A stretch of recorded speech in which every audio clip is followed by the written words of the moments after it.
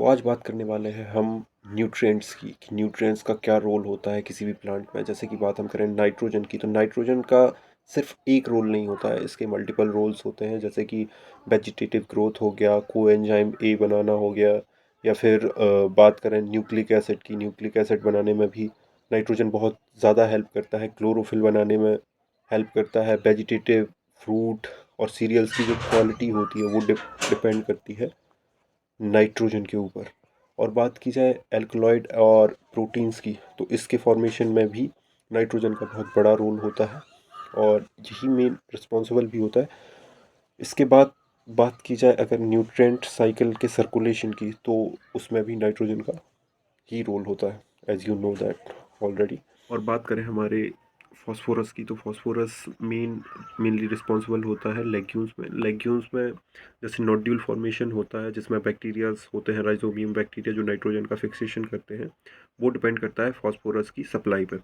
तो phosphorus nucleic acid में भी हेल्प करता है, नोड्यूलिंग में भी हेल्प करता है पल्सेस में, और एनर्जी करेंसी के जैसे भी जाना जाता है, जैसा कि हम जानते हैं।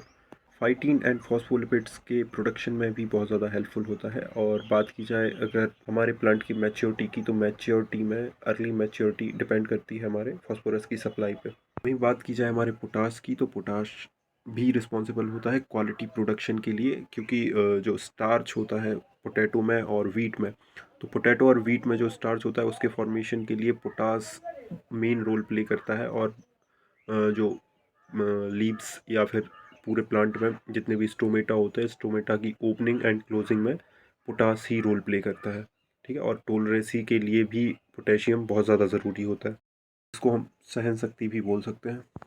वहीं बात करें हमारे सल्फ़र की, तो सल्फ़र बहुत ज़्यादा इंपॉर्टेंट रोल प्ले करता है कोएंजाइम ए फॉर्मेशन में, प्रोटीन सिंथेसिस में। और बात की जाए जो मस्टर्ड या फिर दूसरे ऑयल सिंथेसिस वाली क्रॉप्स होती हैं, ऑयल की सिंथेसिस के लिए सल्फ़र बहुत ज़्यादा ज़रूरी होता है।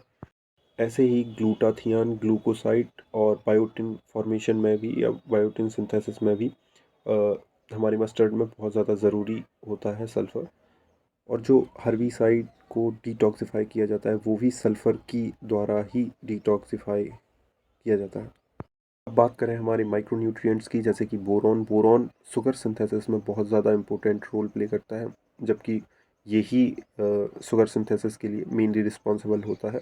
ये ही रूट डेवलपमेंट के लिए, फ्लावर डेवलपमेंट के लिए, पॉलन ग्रेन्स के लिए और ग्रेन फॉर्मेशन के लिए बहुत ज़्यादा इंपॉर्टेंट रोल प्ले करता है। और यही बात की जाए हमारी जब नई सेल्स बनानी होती हैं, तब भी हमारा बोरॉन बहुत ज़्यादा हेल्प करता है। अब बात करें हमारे जिंक की। जिंक मेन एलिमेंट होता है आईए सिंथेसिस में और जीए3 फॉर्मेशन में या सिंथेसिस में, जो कि दोनों ही हमारे प्लांट हार्मोन्स होते हैं या प्लांट ग्रोथ रेगुलेटर्स होते हैं।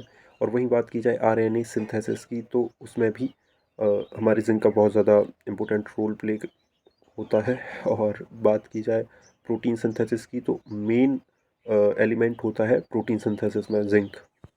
वहीं बात की जाए हमारे निकल की, तो निकल इम्पोर्टेंट रोल प्ले करता है नाइट्रोजन के साथ में मिलके यूरिएज एंजाइम की एक्टिविटी को बढ़ाने में और डीहाइड्रोजिनेज एंजाइम की एक्टिविटी को कंट्रोल करने में। और अगर बात करें हम कैल्शियम की, तो कैल्शियम ज़रूरी होता है सेल वॉल, एटीपी हाइड्रोलिसिस और फॉस्फोलिपिड्स के लिए। Don't forget to subscribe and follow BPST Education Hub on Instagram and YouTube, and we will see you in the next one. तब तक के लिए बाय बाय।